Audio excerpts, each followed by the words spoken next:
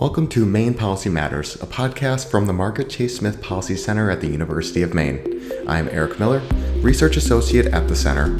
Today we have with us Liam Riordan, Adelaide and Allen Bird Professor of History at the University of Maine and serves as Chair on the City of Bangor's Historic Preservation Commission. Riordan was the past director of the University of Maine McGillicudy Humanities Center, is a past board member of the Maine Humanities Council, and has been a faculty member since 1997. In his current role, Riordan helps organize Maine National History Day, a statewide history contest for middle and high school students. His recent work has included him traveling across Maine giving talks such as What Did We Learn from the Maine State Bicentennial? Reflections on Historical Commemoration. He also gave a talk entitled Picturing Maine's Indigenous Context. Hi, Liam. Thank you so much for joining us today. Hey, it's great to be here. I'm happy to be invited to Maine Policy Matters. So what brought you into the field of humanities, and what role does this subject play in discussing American history and modern policy issues? So I'm a history professor at the University of Maine, and I arrived here in 1997.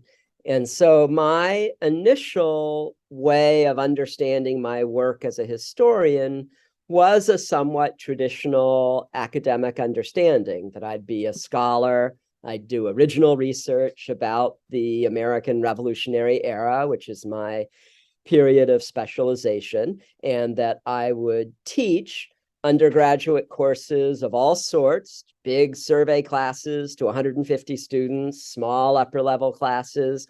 And one of the real privileges of being a member of the history department at the University of Maine is that we are the only PhD granting department in the humanities in the entire state of Maine. And so I think that's a really interesting responsibility. And it's an aspect of the history department at the University of Maine that I'm really proud of. Yeah, very nice. Thank you so much for entering in that field and contributing in such a way and taking on a public service to this degree and being so involved. I know the university is paying, receive dividends from your service. Could you tell us a bit about what you mean of chatting about the public humanities and how this relates to policy specifically?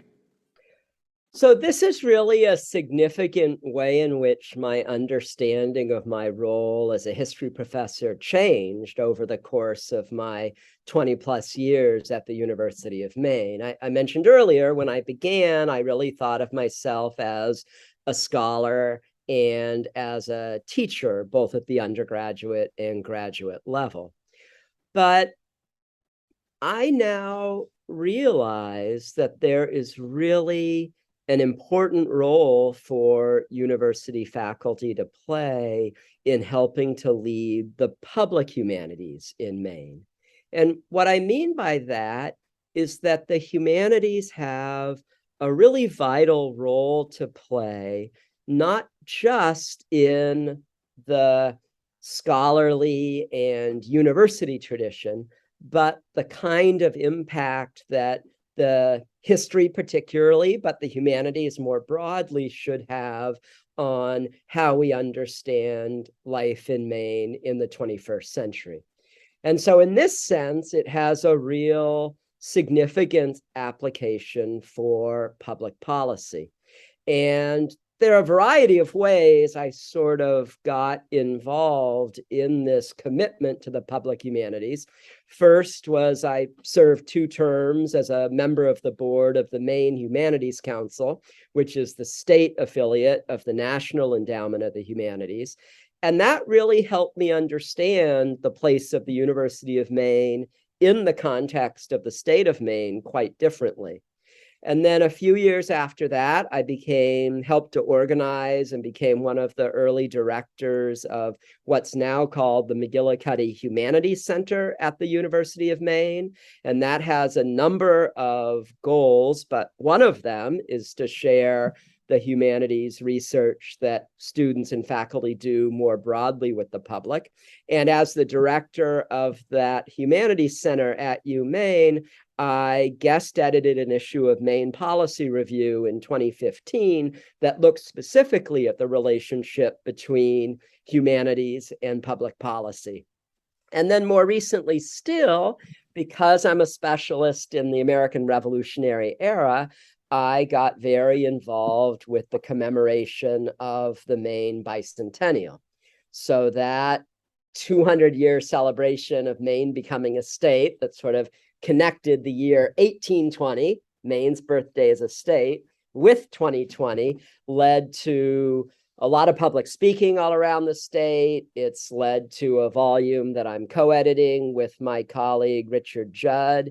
And I also organized a conference at the University of Maine in the summer of 2019, all of them really emphasizing the public humanities and the need for us to improve our quality of life in the present by having a deeper understanding of significant historical themes and events in the Maine past. Yeah, that celebrating Maine's bicentennial is very exciting. What did you, and you played a very special part in that celebration, what did you enjoy most about touring the state, doing that public speaking, and maybe what was one of your most memorable interactions during that experience? So it was a real privilege for me to do a lot of local public speaking about the Maine Bicentennial.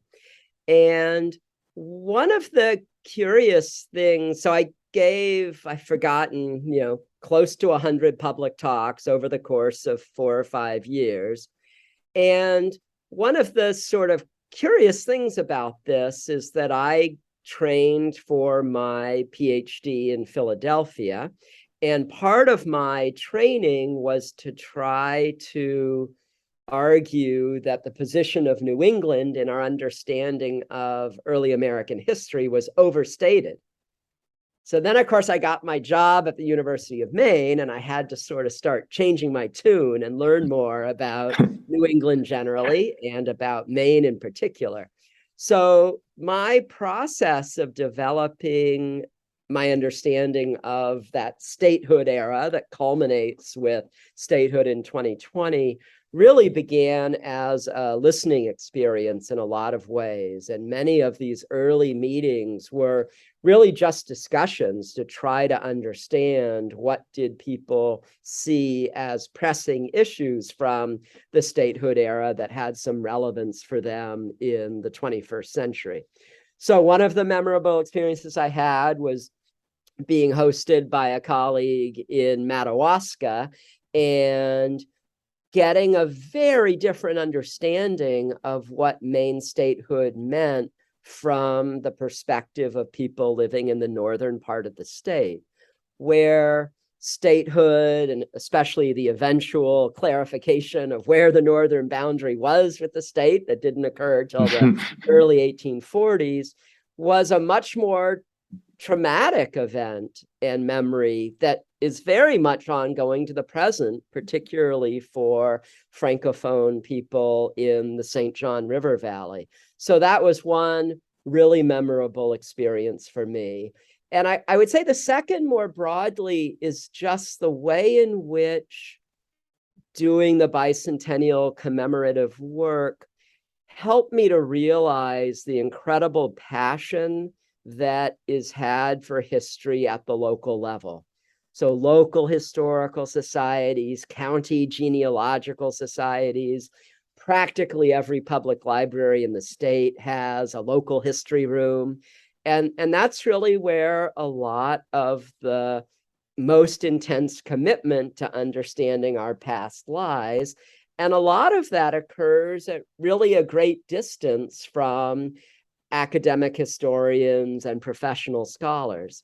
So to kind of circle back to my interest in public history, a commemoration is a kind of special opportunity to try to connect that local passion at the grassroots level with what goes on in the university, both in terms of my scholarship, but also in terms of my teaching. Yeah, we are all very grateful for our librarians and volunteers and passionate stewards of preserving history, whether oral or written down, that is so valuable. And I also find so fascinating how seemingly nearby places can have such differing perspectives on the history of a place. And so, as you mentioned, in 1820, Maine was gained its statehood, separating from Massachusetts as part of the Missouri Compromise, which, as I'm sure many know, but Missouri and Maine were entered as states at the same time, Missouri as a slave state and Maine as a free state. And so, as a historian, what does this context of the birth of Maine mean to you, as well as this milestone of reaching 200 years? So, Eric, thanks for that question. The way in which Maine's statehood was connected to Missouri is, I think, almost certainly the most famous aspect of the Maine statehood era. And it's a complicated story of how that unfolded. And I have to confess, I never really understood it very well until I began to do my preparation for this Maine Bicentennial commemoration of statehood. And so one of the things that I now feel pretty strongly about is that we probably shouldn't describe this event as the Missouri Compromise. And I say this because of a letter that 4 members of the Maine congressional delegation published in a Maine newspaper in 1820 to explain why they voted against Maine becoming a state in the U.S. Congress in the spring of 1820.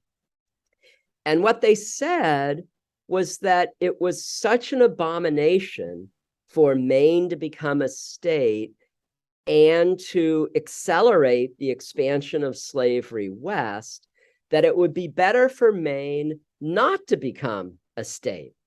And they specifically say in their letter that they rejected the idea that this was a compromise, that this was something forced upon them and that they disagreed with, and that they thought was a big error for the United States. And what's really interesting about this very technical vote in the US Congress in the spring of 1820 is that in that meeting of the House of Representatives, the District of Maine, just a portion, still a part of Massachusetts, but the District of Maine, before it became a state, had 7 US congressmen. Now, that's pretty interesting to anyone with a sense of civics today, right? We only have 2 US congressmen today, and we barely hold on to 2, knock on wood, until the next census comes in. So we had 7 when we were a district as part of Massachusetts, and 5 of those 7 voted against the critical bill where Maine and Missouri were linked and slavery would be permitted to expand into the western part of what was then the Louisiana Territory. Now, even just to keep going deeper on this little nugget, the vote in the US House of Representatives was so close on this issue that if those 2 in the minority in Maine had voted with the majority of the Maine delegation, that would have blocked the expansion of slavery to Missouri. And so for me, this opens up a really fascinating counterfactual sort of speculation that if the full 7 members had voted against Maine statehood because they objected to slavery expanding to Missouri, I really wonder, might that have led to a very different outcome for slavery in the United States that, of course, will come to an end, but only with 3 decades of continued expansion of slavery after, and with the horrific personal and financial cost of the Civil War.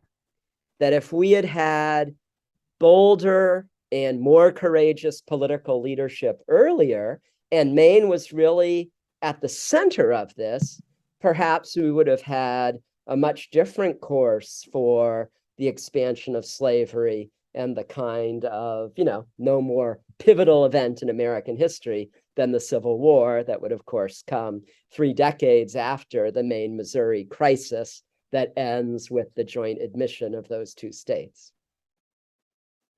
Wow, there are so many layers there that we could pick away at. Something that just stands out to me immediately is the courage. I would assume that would be bad politics to vote against more autonomy for what was then the District of Maine becoming their own state, having more control of their own territory. So a little bit of a follow-up. Was there much political cost to those 5 individuals? So that's a great question. And it's a little tricky to figure out the answer to that. Some of them don't stand for re-election. Others, because Maine becomes a state, it then gets 2 US senators. So one of those congressmen gets named by the legislature to become a senator. So that's really a good research question that maybe one of my graduate students should take up in the future.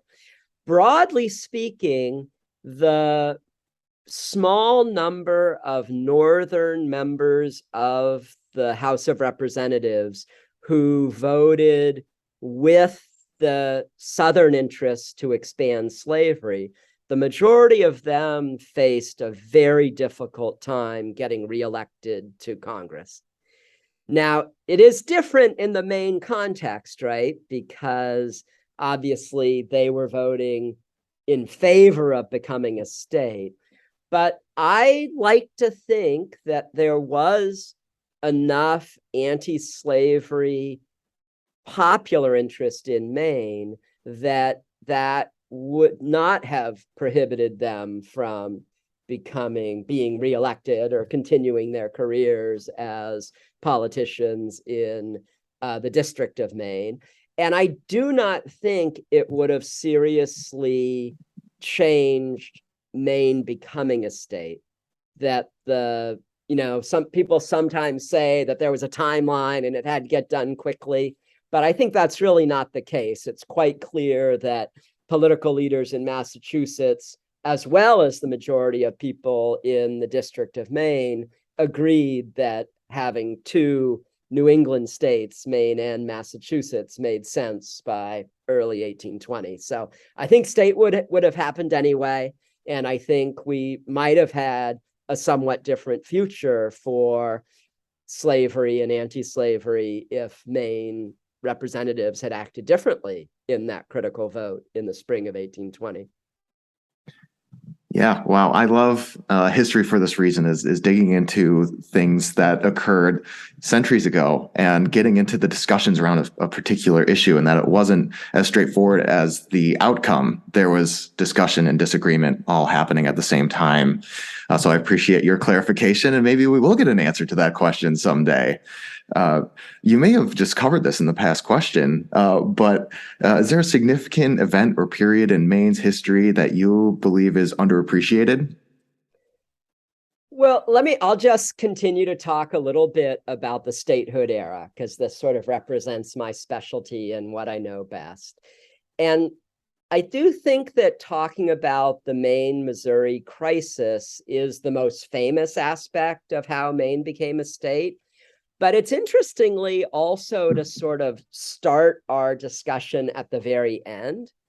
And I think one of the things that's really surprising to people in Maine today is that it took a very long time for popular opinion in Maine to decisively express itself that Maine did want to separate from Massachusetts.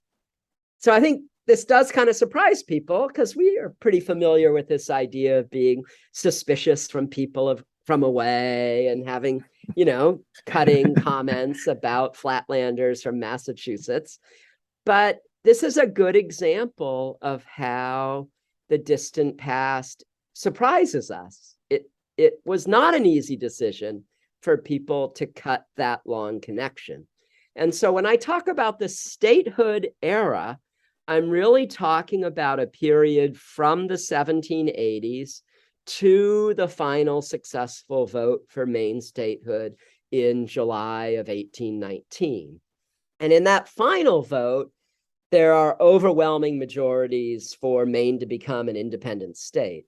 But previous to that final vote, there were 5 other statewide elections that were all bitterly contested, and the movement changed a lot over time. And so something that we might think would be an automatic or easy decision from the perspective of 2022 was actually something extremely difficult, and that really required a lot of work and a lot of changes in the independence movement over the course of several decades before we got to that explosive moment of the Maine, Missouri crisis in 1820. Yeah. Thank you for expanding upon that answer, talking and diving so deeply into the Maine, Missouri crises. So, of course, the Wabanaki nations were present long before Maine statehood. So, would you like to discuss the context of relations with the Wabanaki nations at the point of statehood and how these relations have changed or developed over 2 centuries? So this is really a very important issue, both for thinking about the history of Maine, but also thinking about contemporary circumstances in Maine. And one thing I think is important to stress is that when we're talking about commemoration, that I think is a different act than just celebration. And so commemoration calls on us to reflect and engage and think about the circumstances of how Maine became a state in 1820. And that means more than simply being partisans and fans and saying that that was really a great thing. And so one of the important observations is that Maine's statehood in 1820 accelerates the colonial process of dispossession of Wabanaki people from their homeland. And I would say that it even accelerates an experience of genocide for those Wabanaki people. And this was an absolutely crucial issue in 1820 as Massachusetts prepared to transition away from having a sort of sovereign government role over the District of Maine. And part of the Articles of Separation that the Massachusetts legislature required Maine voters and the new Maine government to accept as part of the terms of separation was an explicit recognition that the new state of Maine would take on all the duties and responsibilities and obligations that the state of Massachusetts had entered into in its state-to-state treaty negotiations with tribal nations.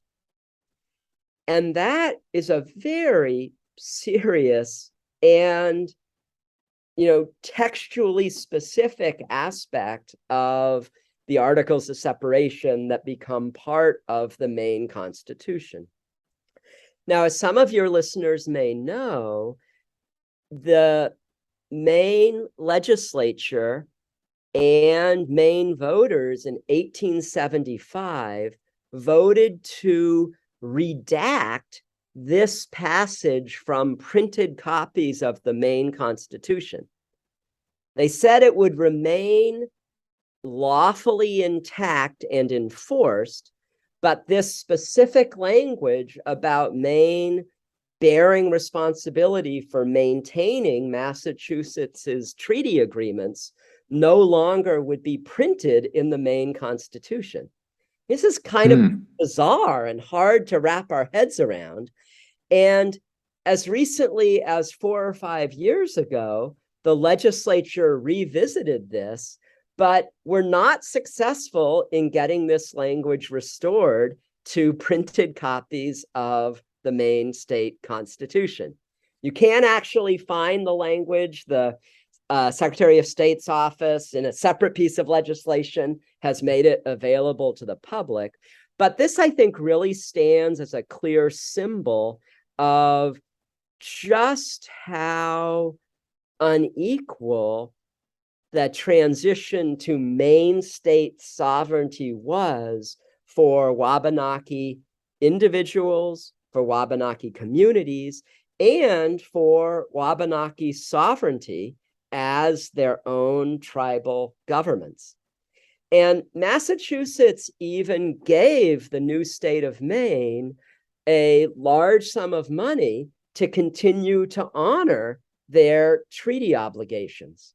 So we might think in the 21st century that Wabanaki issues are somewhat newly resurgent in public life in Maine, but this was also a searing issue in the statehood era and was a big part of the transition from Massachusetts to Maine sovereignty that, I think, if we think about this logically, also had clear implications for Wabanaki sovereignty.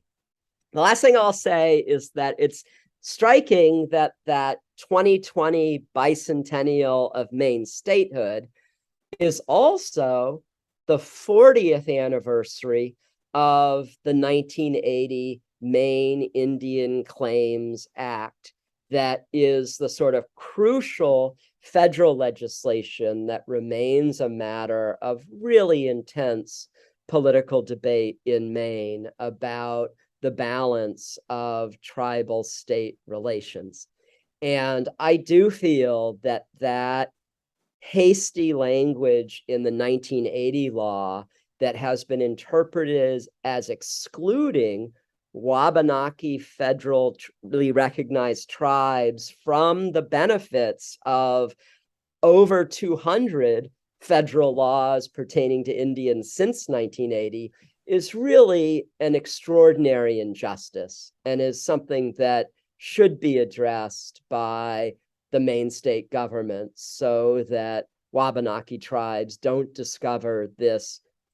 continue to suffer this very unfair discrimination in how they're treated as sovereign entities. I really appreciate your differentiation between commemoration and celebration.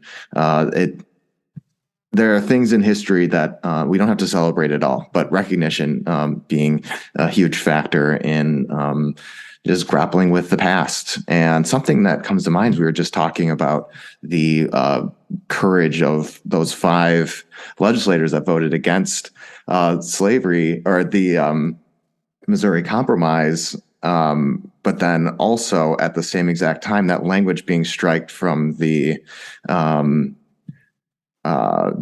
distributed papers of the Maine Constitution, I find that quite interesting and taking a stance on one subjugated population and not necessarily carrying that over to a different within the bounds of the new created place minority population. So as guest editor of the 2015 Maine Policy Review special issue on humanities and policy, you covered William Adams's piece entitled "The Urgency of Democracy." What would you like to share about the significance of that piece in the current state of American democracy? Great. Well, thanks for that question about the issue of the Maine Policy Review that I guest edited back in 2015. And I'll remind your listeners that all issues of the Maine Policy Review are accessible on the digital commons of the University of Maine Library. Pretty easy to Google and get there, and you can look up in the special issues column. You can click on the one related to the humanities and policy and see the wide spectrum of pieces that were in that particular issue. William Adams wrote one of the two Margaret Chase Smith essays that opened that 2015 issue. We had sort of two high-profile national figures on the humanities landscape in the United States write our Margaret Chase Smith essays. William Breaux Adams was then the chair of the National Endowment for the Humanities. And he wrote a piece called The Urgency of Democracy. I think you've covered this on a recent podcast. So listeners who are regular subscribers have probably heard him read that piece. And one of the things that really strikes me about it is that this was published in 2015. So this was before both of our most recent presidential elections that have been so controversial. And I think that he was really had a sense of foresight about the coming crisis of American democracy and how this connects directly to our need for a more robust engagement with the humanities in order to preserve the quality of civic life in the United States. So I'm going to just repeat what I think are the final lines of William Adams's essay in that 2015 issue. He wrote that the humanities provide richness, beauty, and wisdom in our lives, and they help our communities to flourish. But we need them especially because the humanities provide the intellectual and emotional foundations for democratic life and citizenship. For Maine and the country as a whole, the urgency of the humanities is the urgency of democracy. So for me, what I think he means by this is that a concept like citizenship, what does it mean to be a citizen? Or a concept like democracy, these are both fundamentally born out of the humanities, right? We don't get a sense of citizenship from mathematics. We don't get a sense of citizenship from a well-designed bridge or road. We don't get a sense of democracy from a bottom line analysis of how to have the most successful investment, right? And I think a lot of times scientific, technical, economic calculations are ones that get prioritized in how we think about what matters for public policy. And so William Adams's essay at the start of that 2015 issue of Maine Policy Review really was the opening note of, I think, some 30 essays in that issue that explored, what do we mean by the humanities? What are the value of the humanities? And how could a more robust engagement with the humanities have a positive impact for our quality of life in Maine and for the types of public policy that we value and choose to pursue? So, we've got, in the time since that article was written, we've got a national presidential election that remains contested. We've had the U.S. Capitol building stormed in a violent riot. And this is absolutely crucial that I think we really take up William Adams's point that the urgency of democracy and the urgency of humanities are deeply related to one another. And this circles back to my opening comments of why I think the public humanities are so crucial for where Maine and the nation are in the 21st century. That the humanities prioritize the qualitative aspects of human experience. And in our daily life, that means the basic skills that we have for insight, for reflection, and for better understanding our place in an often confusing and complex world. Thank you for all that additional context around William Adams's piece. I second the recommendation to listeners. If you haven't listened to that episode or read the piece, frankly, when I read it, I was so taken aback by the fact that it was written in 2015. I would have assumed that it was sometime in 2021 if the date was removed. But it's amazing how some folks can articulate such an incredible point at a time that seemed a little bit not quite as, of course, it was very relevant at the time, otherwise you wouldn't have wrote it, but even more relevant today. So to finish things off, is there anything that you'd like to share that we haven't covered already? Well, I guess I'll close with another plug to your listeners. I'm really proud of that 2015 issue of Maine Policy Review that looks at the intersection of the humanities and policy. And of course, we've got people like William Adams or the president of the American Association of Arts and Sciences who give our sort of opening Margaret Chase Smith essays. But the heart of that issue are about 30 other essays that really showcase the vitality of the humanities in Maine. And this is partly university faculty, but it's also important organizations like the Maine Humanities Council, like your public library, like your local historical society, like museums, theaters, concert halls, and movie houses. So I would encourage everyone to take a look at that issue online at the Digital Commons. And I'd also say it's time to re-engage with the humanities. And that could be something different for every single listener. It could be pursuing other podcasts. It could be reading a book. It could be visiting your local historical society or library and participating in the way that the humanities can really enrich our individual lives, but more significantly is how it can enrich our communal lives.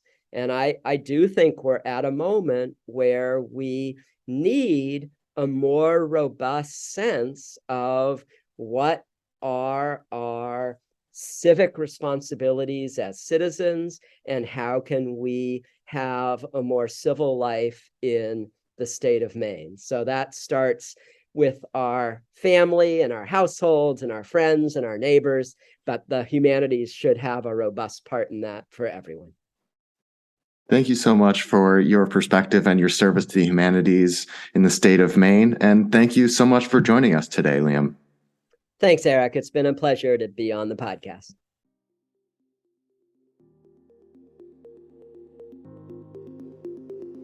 What you just heard was Liam Riordan's perspective on Maine's history.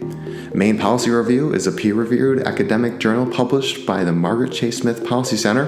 The editorial team for Maine Policy Review is made up of Joyce Rummery, Linda Silka, and Barbara Harity.